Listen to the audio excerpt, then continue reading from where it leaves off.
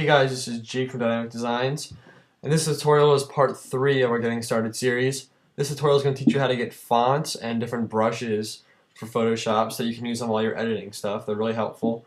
If you want to watch our first 2 tutorials, I'd advise that the first one is how to get Photoshop, the second one is how to create a file and export it. So if you don't know how to do that, you might want to watch those, then come back to this. You can go to that by clicking the box in the corner. That'll link you there, and then there'll also be a box under that linking you to the first video. So if you haven't seen those, go watch those and then come back to this. Alright, so to start off, we're going to open up our internet. And there's a few different websites you can do for this. I'll put a bunch in the description, but I'll just go to the DeviantArt right now, DeviantArt.com. And now you can do is there's a search bar, you can type in whatever you want. So let's say you want like a, I don't know, cloud brush. Type in cloud brush. And it's going to bring up, oh, there we go. Sorry, there's an error. So now it's going to bring up brushes. So what you can do is you can click on it and you can see what it does. People will have links sometimes in the bottom saying, oh, I used it here. You can see what they did. And then what you can do is you can just download it right here on the right. So you're going to download it. So it's downloaded now. It'll be in my downloaded folder. And you can just search anything on here. I mean, you can find almost anything, weapons, whatever you want. And then there's a bunch of different websites. I'll put a bunch of websites in the description. And then, so I have my download now. It's down here in my downloads folder. So let's pull this out. So now to import it, what I would advise doing is making a folder and just naming it brushes. I already have one, and I save all my brushes to it just in case anything happens to them. And then also, it has this really long, really weird name. I usually rename them to something that I can remember, something that will like help me remember. Oh, okay, that's the clouds brushes. So just name it cloud, and I would know whatever it is whenever I want to get it. So to import it, open up Photoshop, and then you're gonna go to Edit.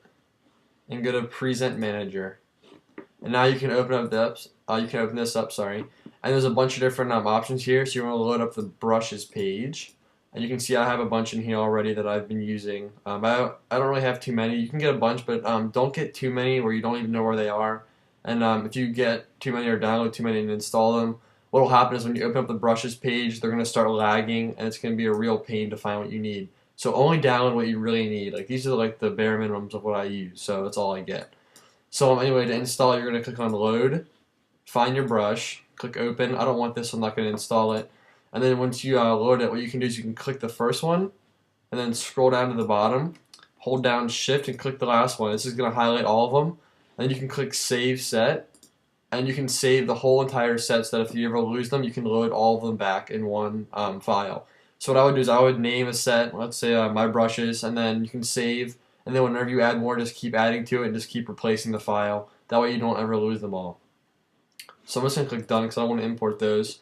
And then to use them, you just need to go to the Brushes tool over here and click up in this little box, and here's your brushes. And you can use them, drag them on your thing, and resize them up here, change the size. If you click on it, let's say like this one's like size 41. If you make it bigger than the actual size it is, it's going to get really blurry. So make sure you know that before you start. But like the bigger ones here where it's like 1,000, you can always make those smaller and they'll still be clear.